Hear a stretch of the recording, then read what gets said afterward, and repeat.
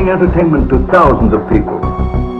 Through its magic, we are able to enjoy a combination of the radio, motion pictures, and the stage, right in the comfort of our own homes, simply by pushing a button and turning a dial. These cells with their electrical charges are scanned by a stream of electrons, completing 30 pictures a second. Compare that crude picture with these of today, and you can judge for yourself how far along the road to perfection television has traveled. Most people still today think that all entertainment to do with movies, drama, is therefore nothing more than their entertainment. It never ever was that case. Of course, television can't perform such miracles as this, yet. But perhaps there's no harm wishing that it could. The greatest social messages are promoted through movies and drama, high drama, through the fixation of emotive sequences, emotional sequences, not logical, factual sequences, but pushing points across in an emotional way which register and fix in the mind. So emotional content is very, very important, rather than going through an actual discussion or an argument using logic and facts. There's no debate, and when you're being downloaded through fiction, your guard is down, the sensor part of your brain is not in action. It isn't saying, yes, I agree with this, I disagree with that, as you would in a debate or a lecture. You're actually in an alpha state, being completely downloaded with new ideas. Throughout history, social engineers have refined techniques designed to control large populations. About 100 years ago, this big organization with many branches, they wanted to rule the world basically, using Britain as a nucleus of a system, an embryo, which also was going to be joined with the US under the Anglo-American establishment.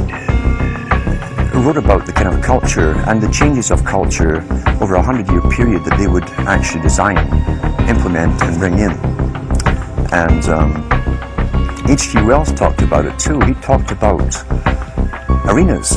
He says arenas could be put up across the world for sports, for instance. Now at that time, sports was something that children, school children were into. Adults became adults and got onto adult things. So it was unimaginable at the time that people could actually believe that there was even a need for adult sports and entertainment, never mind having arenas built across the world. But he said we can do this, and foist basically a sports culture for the males. Using a tribal system, we're all tribal to an extent, that's why we even bother to vote for a tribal leader. This is well understood, that's why we're supplied with these leaders. And because the average man was to become more disengaged from his own destiny as the expert class arose, it was decided that the males would get their outlet basically,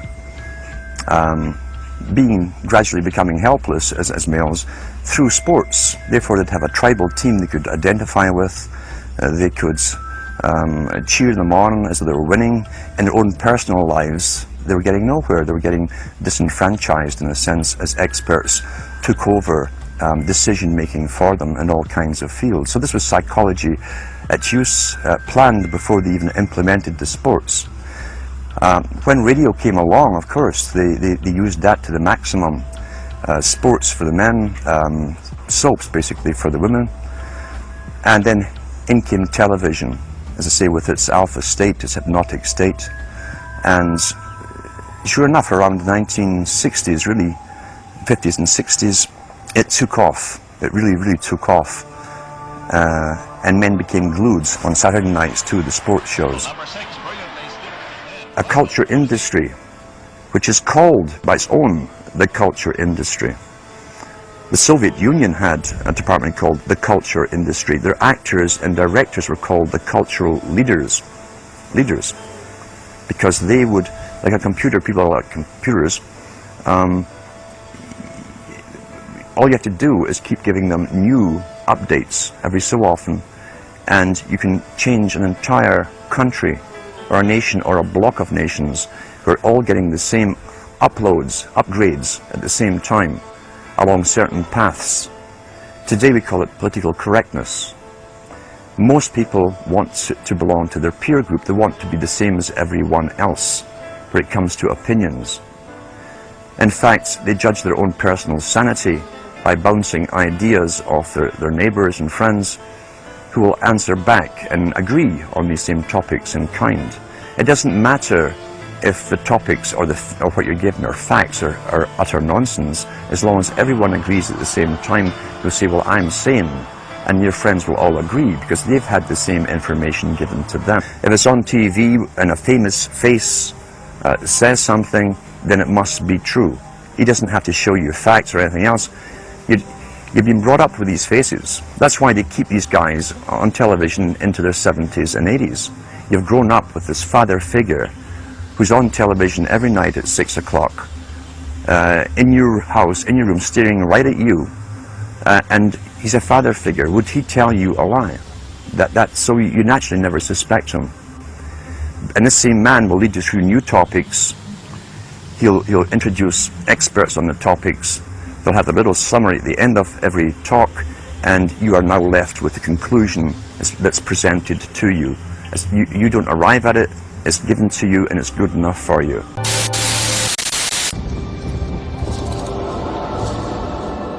In recent times, an evil group of people who communicate with the spirits of Baphomets and demons have been destroying the very spirit of planet Earth.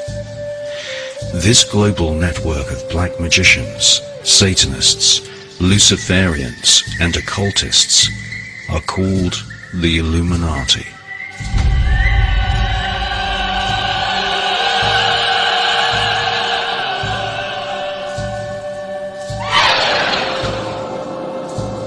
The Illuminati are engineering wars and ecological catastrophes, causing millions of people to die in a state of terror. The Illuminati control most of the world's corporations. They are collectively destroying the biodiversity of planet Earth, hurling mankind into a permanent state of fear, disconnecting us from the knowledge of our higher spiritual self. The existence of the spirit world and the fact that reality is shaped by our own consciousness is hidden from the public by control of the world's media. Billions of people are dying in ignorance, wasting most of their lives hypnotized by television, an invention which was discovered during pioneering research into the spirit world and the ether.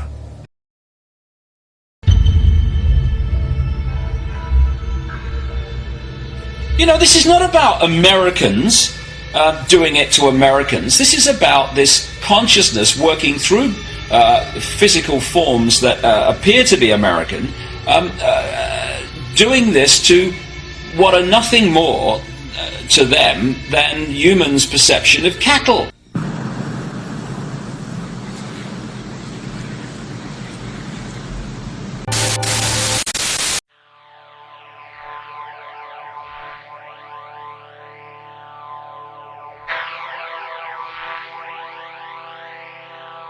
When people are afraid, it can override their cognitive abilities, and so they're not really thinking through things. They're reacting in an emotional place, a fear-based place, that amygdala place. And so their fear can be quelled somewhat by listening to someone who will say, this is the solution. This is what we all need to do. It's strange now that what the media does is play up those fears of danger, something happening to me or someone I love.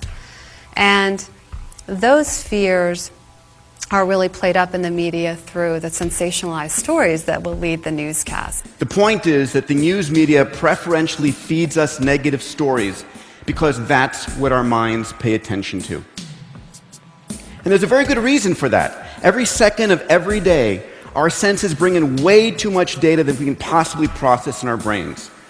And because nothing is more important to us than survival, the first stop of all of that data is an ancient sliver of the temporal lobe called the amygdala.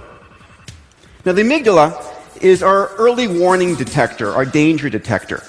It sorts and scours through all of the information, looking for anything in the environment that might harm us. So given a dozen news stories, we will preferentially look at the negative news. And that old newspaper saying, if it bleeds, it leads, is very true.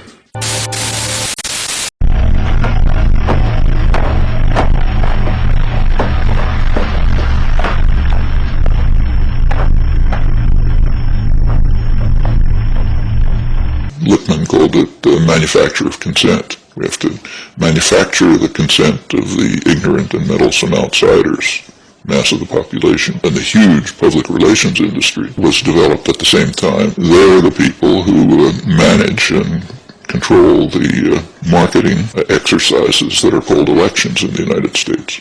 They are marketing exercises, and they're well aware of it.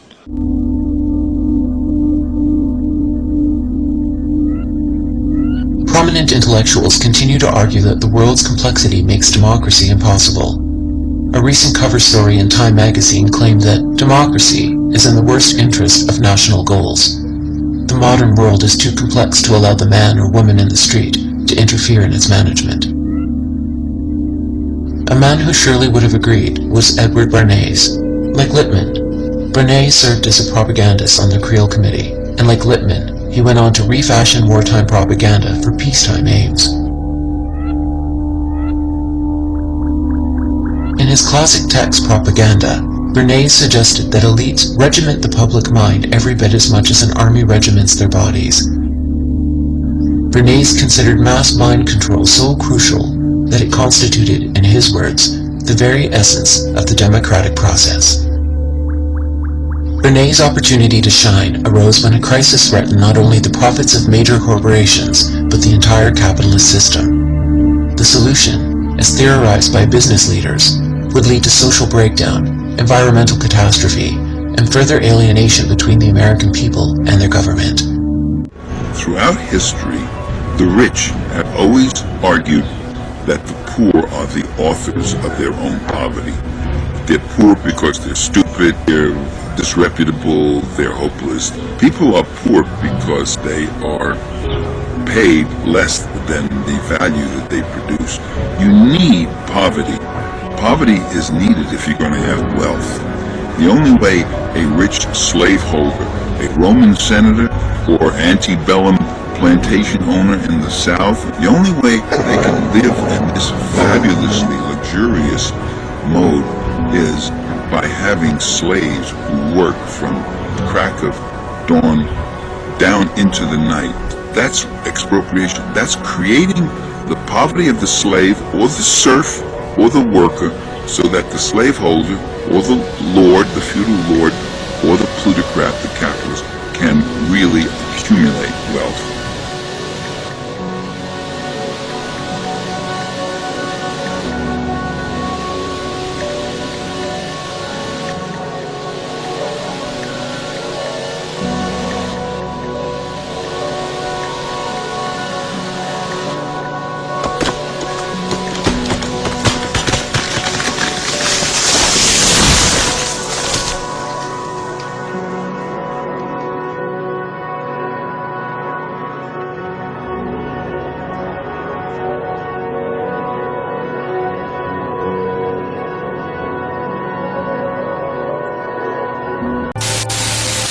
Developing a society because of all of these different toxins known to affect brain function.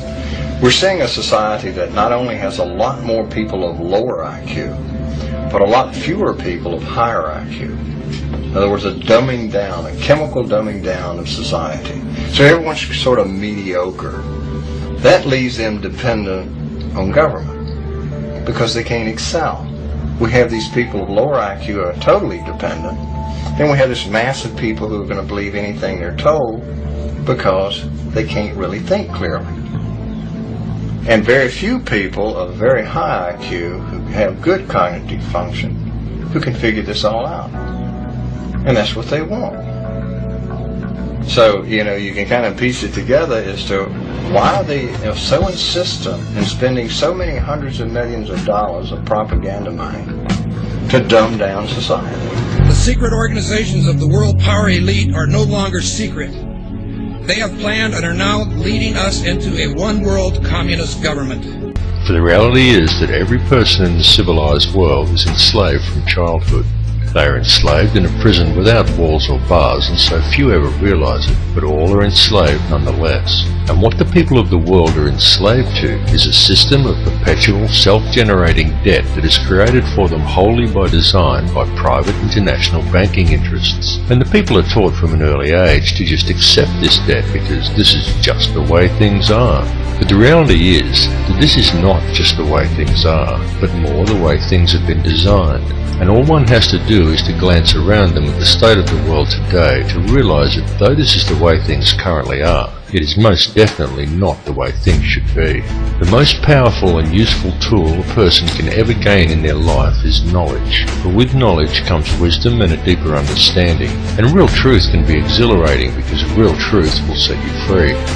Now whether you believe in the Illuminati or not, whether you take the time to listen to so-called conspiracy theories or not, there are some things that should be clearly understood by all. These are not conspiracy theories by any stretch of the imagination. They are well documented, quite traceable, and very provable facts. More importantly, however, is the fact that over the last 200 odd years there has developed behind this ruling bloodline another elite class, somewhat similar to a priesthood that remains hidden in the shadows. This shadowy priesthood is the money changers, the international banking elite, consisting of 13 very influential families, and it is this shadowy elite who ultimately controls things from behind the scenes. This control is achieved through covert manipulation of the global money systems and maintained through an intricate web of interconnected secret societies, through which control over the flow of all money, all resources, all food, and more importantly, all information through manipulation of the world's educational institutions and corporate media is also achieved. Many of these smaller secret societies are completely oblivious to the existence of the others, but all lead back to a round table of just 6, and ultimately to one at the very top that is populated by virtually a handful of individuals. It is this handful of very powerful men that controls all the other societies, and through them the heartbeat of the entire world. The society that sits at the very top was founded on Knights Templar traditions in Bavaria in 1776 by a man called Adam Weishaupt, and this is the Order of the Illuminati. The man who commissioned Weishaupt for the task was Mayor Amschel Rothschild, and it was done in order to carry out a plan conceived by Rothschild and the heads of 12 other families at a secret meeting that took place in 1773. These families included the Warburgs, the Schiffs, and the Oppenheimers. The Illuminati has since become the most powerful society in the world, and in the last 230 years it has been instrumental in helping the Rothschild family accumulate over 1/2 of the world's total wealth, at the cost of quite literally millions of innocent lives. The hoarded wealth of this one family alone could comfortably feed, clothe, and house every man, every woman, and every child on Earth. And this is just one of the 13 Illuminati families. The goal of the Illuminati has always been a simple one, and that is to achieve, by whatever means possible, total ownership and control over no less than every resource, every government, every rock, every drop of water, every blade of grass, and every living creature, both human and non-human, in the entire world. And since its inception, for over 230 years, the Order of the Illuminati has been tirelessly, relentlessly, and unfalteringly steering its members towards the achievement of that one ultimate goal. Through secrecy, they have so far been extremely successful in their endeavours. In fact, so much so that we are right now living in the time when they intend to see this long-spanned work come to fruition. The situation we are witnessing in the world right now is in fact the final endgame of the Illuminati. This is their big grab for ultimate power and mass depopulation. Some people claim that the Illuminati is a myth, and what is really to blame are organizations such as Zionism, but I assure you that this is not the case. It goes far deeper than Zionism, and such people have simply limited the scope of their vision. They have locked onto an answer that supports their beliefs and have refused to delve any deeper. They are not seeing the bigger picture. Greek philosopher Socrates once said that true wisdom is knowing how little we actually know, and he was absolutely correct. And this is why it is important to keep an open mind and allow your beliefs to be flexible enough to change as new knowledge is acquired. And it is important to listen to all the information and not to just that which reinforces your beliefs, because this conspiracy goes very deep, and Zionism and the Jewish influence over the money system is merely one layer of it. It goes still deeper even than the Illuminati. Those who we know as the Illuminati are merely the shadowy controllers. The plan that is unfolding in the world today is indeed an old one, and it is a plan that is very complex, but not so with the system of control that is in place to blind the people to its existence. This system of control just appears to be complex, but in reality it isn't. In reality, it's very simple, and it's very fragile. However, it is its apparent complexity that has kept it so well veiled, and it has also been kept very well hidden by constructing a conspiracy culture to breed around it, and by then promoting an air of endless ridicule towards such concepts. Indeed, the creation and proliferation of such a culture and promotion of constant ridicule towards it has been one of the Illuminati's most valuable assets in obscuring the reality of the society's existence. The entire Illuminati system is today operated by the Crown. And what is the Crown exactly? Well, contrary to popular belief, the Crown does not refer to the royal family or to the British monarchy, but to the inner city of London, which in actual fact is a privately owned corporation that functions as a completely separate sovereign state outside the jurisdiction of England, the same as its two sister city-states of Vatican and Washington's District of Columbia, all of which combine to form the Empire of the Three Cities. Most people are completely unaware that when they swear allegiance to the Crown, they are actually swearing allegiance to this private corporate empire owned by the 13 Illuminati families. These are the very same private individuals who also indirectly own and operate the World Bank. And what does the World Bank do exactly? Well, apart from other things like control global oil prices, it lends money to whole countries by supplying each country's Federal Reserve Bank, and then it collects interest on these loans, which is paid by taxing the labour of the peoples of each country. Now let me just run that by you again so you clearly understand how this works. If you live in a country that has a Federal Reserve Bank, then the World Bank, a privately run company that is able to legally create money from thin air, is who supplies your country with money at interest. And you, as the individual, is required to pay a tax on your labour to pay off the interest on the government's loan from this private bank. Many people are duped into believing that their taxes pay for infrastructure, and without taxes there would be no roads and no schools and the country would fall apart. But this is completely untrue. The government has the legal right to coin its own money and control its value, but it does not. It borrows money from a private bank and uses this bank loan to pay for infrastructure, and then you are taxed in order to pay off the interest on the loan. Interest which, from a business perspective, is pure profit for the international banksters. However you choose to look at things, one thing must be clearly understood, and that is that each person in the Western world who has a job is forced every year to give away approximately 3 months' worth of wages in taxes, and that tax money goes directly into the pockets of the private individuals who own and run the World Bank. It's one big privately run scam. And if you ever allow yourself to be microchipped and cash money is abolished altogether, which is their plan, then all bills and all taxes will automatically be removed from your account when they are due, whether you actually owe the money or not. And if you complain about the system, well then they can simply turn off your chip. Since all commerce will centre around the chip, you will not be able to buy food or pay rent or do anything at all, and there will be absolutely nothing whatsoever that you can do about it.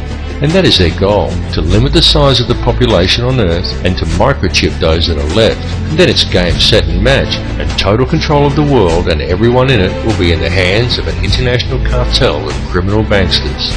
This whole scam is being planned and carried out very methodically. It is these people and their minions and puppets who attend such gatherings as Bilderberg meetings and the Bohemian Grove Summer Festival, and who still adhere closely to the schools of ancient mystery, which many such as the late Bill Cooper have referred to as the ancient mystery religion. However, it is more a mechanism of control designed to reach an ultimate goal than a religion. Though steeped in ritual and what many would term black magic, it is simply a system.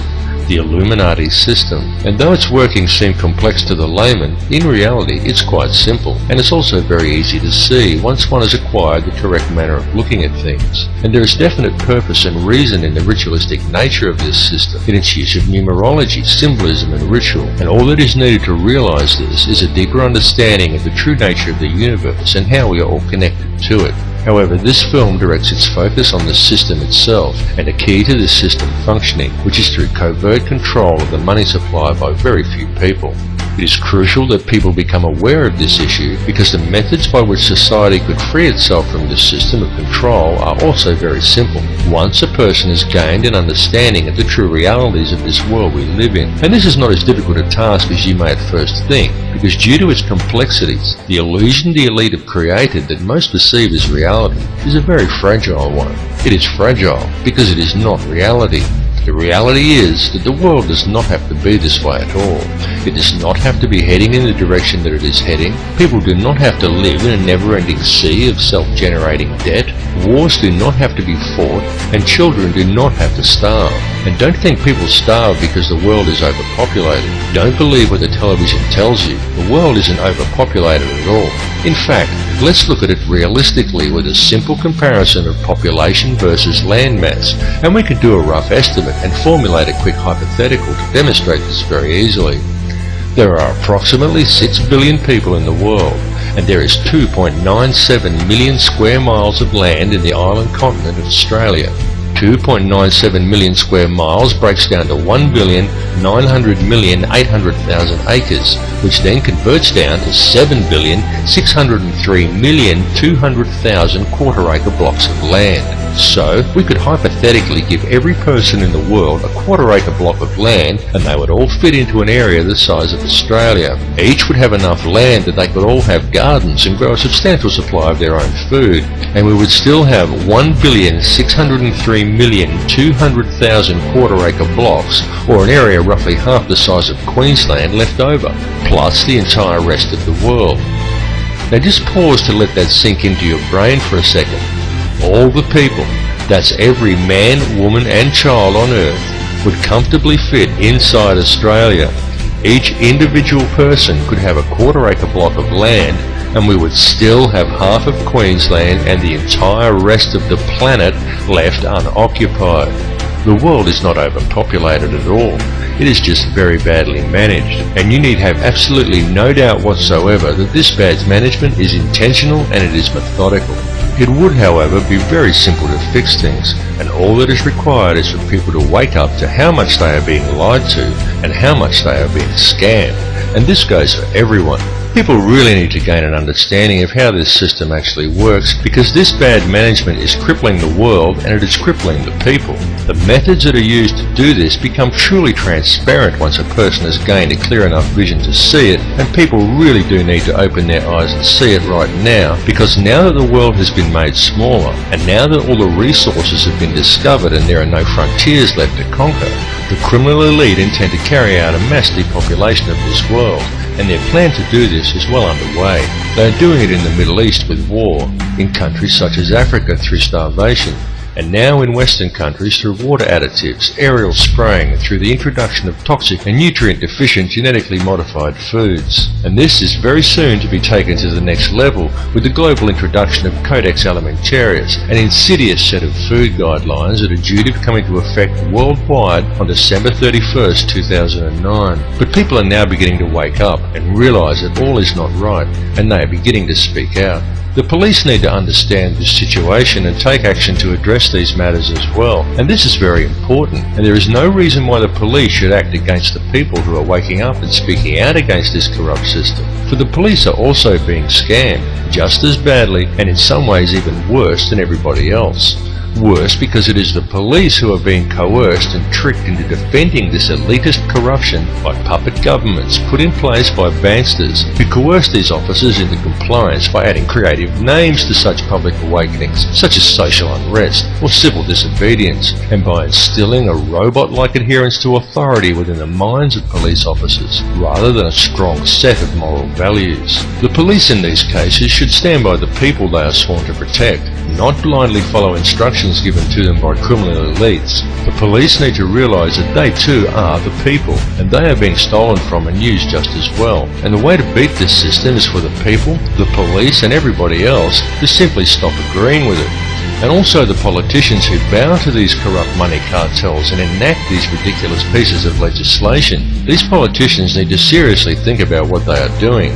They need to realise that these money cartels don't care about them or their families. These politicians have children and grandchildren who are also going to have to live in this world that is being created. And don't kid yourself that there's a politician in a position of power somewhere who isn't a puppet. All are puppets of the money cartels without exception. These people may well have been voted into power, but the voting process is simply theatre for the masses to promote the illusion of people's choice. The people may vote for one particular candidate over another, but they do not get to actually decide who these candidates will be to begin with.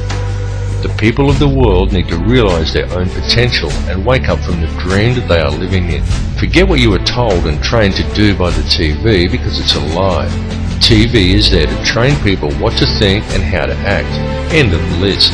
It is nothing more than a tool of propaganda that has successfully brainwashed 95% of the Western world by feeding people manufactured news, disinformation, and giving people an utterly false perception of the world and of their relationship to each other. Turn your TV off and leave it off. After even a month of no TV, you'll be surprised at how much better and how much healthier you feel. It needs to be clearly understood by people everywhere that the elite only have the power over the people that the people themselves grant to them. So stop giving it to them. Stop doing what the TV tells you and stop complying with the system. Understand that there truly is no division among the people of the world. No matter who they are or where they are from, we are all people and we are all one. It is through the constantly promoted illusion of division that the system is able to function, but in order for it to do so, it needs public compliance. Stop complying and you will shut the system down. You will shut it down completely, because if people stop complying, it will simply implode. It will collapse like a house of cards, and all it would take for this to occur is global awareness of how it really works. We have reached a turning point in history, and the veil of secrecy that has always surrounded the Illuminati system is now at last being lifted. Now is the time for the people of the world to look after each other, and not the system.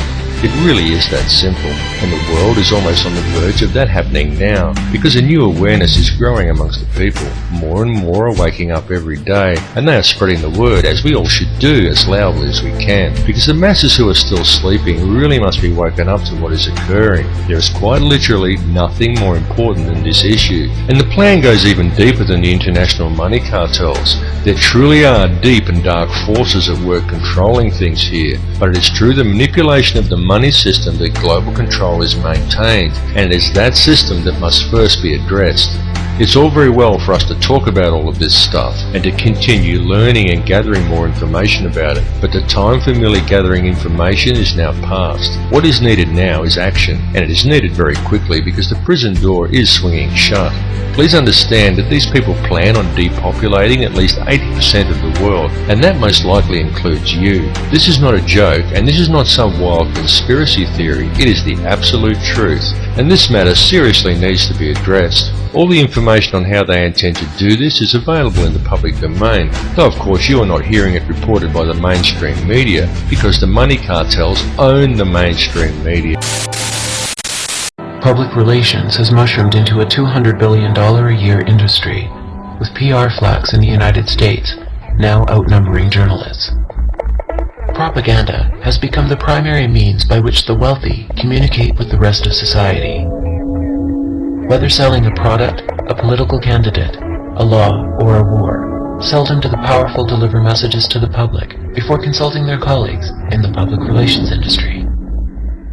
You see a news show, you watch 60 Minutes or a Fox program or whatever it is, you tend to give more credibility to what you're told is journalism.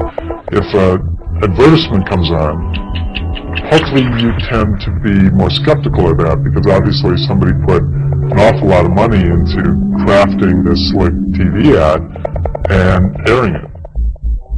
But what you probably never suspect is that that news story you just watched was also crafted by a company given to the TV station or network with the understanding that they would put their own logos on it, identified as real journalism, and air it. The Rockefeller family, after the Ludlow massacre, used Eddie Lee to manage the public perception around that event and other events. Ivy Lee's specialty was crisis management.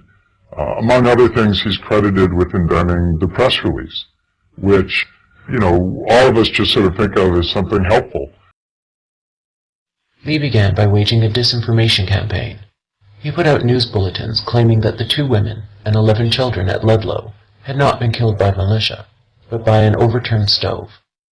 He circulated stories suggesting that Mother Jones, in addition to being a labor organizer, was a madam who ran a bordello. He ghost wrote letters to the governor and even to President Wilson. In future, PR experts would learn that their techniques are rarely effective unless practiced in the dark. Today, one of the largest PR firms in the world specializes in the art of crisis management. Burson Marsteller holds offices in 35 countries and has served clients as varied as cigarette maker Philip Morris, chemical giant Union Carbide, and the Monsanto Corporation, a company specializing in genetic engineering and other life sciences. The most disturbing facet of Burson Marsteller is its willingness to work with the world's worst human rights violators. They ran PR for the Indonesian government as it committed genocide in East Timor. They worked closely with the Nigerian government and Royal Dutch Shell during and after the Biafran War in Nigeria, and they helped to improve the image of a US-backed Argentine military junta led by General Jorge Videla. In some ways, it should not be surprising that public relations has evolved into companies like Burson Marsteller and the Rending Group. Looking back at the career of its first guru, we find a remarkably similar pattern.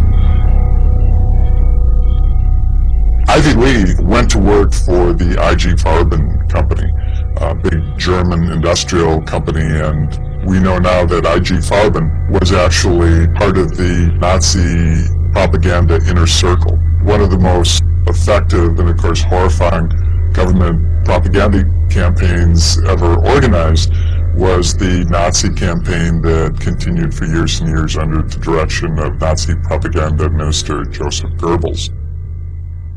And IG Farben paid Ivy Lee and also paid Ivy Lee's son to represent not just their interests, but the interests of Nazi Germany in an effort to paint the Nazi regime as being a friendly regime.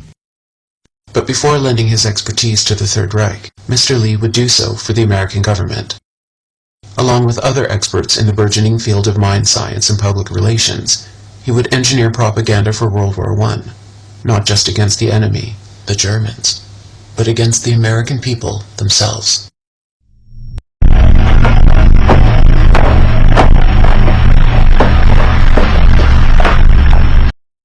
In republic and parliamentary democracy alike, citizens would be reduced to passive observers. They would be allowed to pick and choose which individual made decisions on their behalf, but they would not be able to make those decisions themselves. Returning to the period after the First World War, we find widespread support amongst intellectuals for Madison's elitist interpretation of democracy. According to Walter Lippmann, the public's function in politics was to be interested spectators of action, but not participants. Yet Lippmann perceived a problem. New technologies in communication and transportation had awakened millions of disenfranchised people to a new world outside their towns and cities, while traditional economic, political, and social structures remained in place. Something had to change. But rather than advocate structural changes in society's institutions, Lippmann suggested that propaganda readjust the public mind. What do you mean by democracy? If you mean by democracy a system that accepts that the relative distribution of power and influence and wealth and income in the society is sacrosanct. If the social system we call and know as capitalism is inviolable, and you can't, in fact, erode or undercut the primacy of that class's power and property politically, then you just ruled out democracy.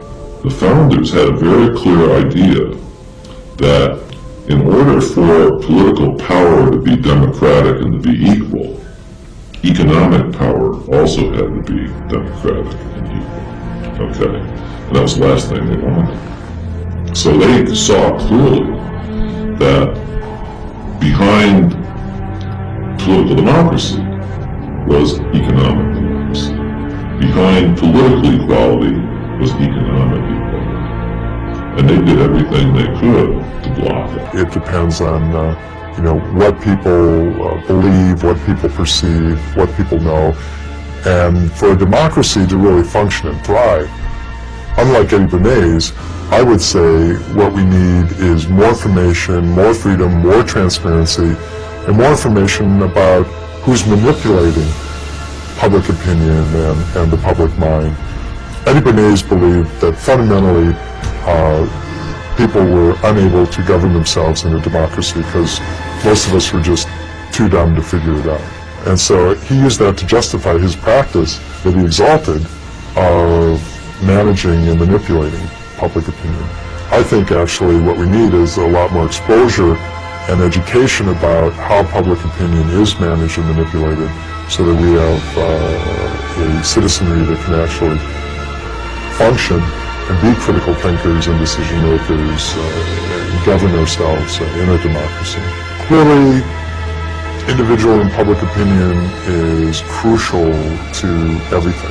As long as you can manage and manipulate public opinion, or as Bursa Marsteller likes to put it, public perception, you can control public behavior and policy.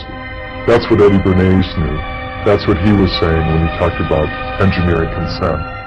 And so, yeah, I believe that the ultimate battlefield really is in the mind.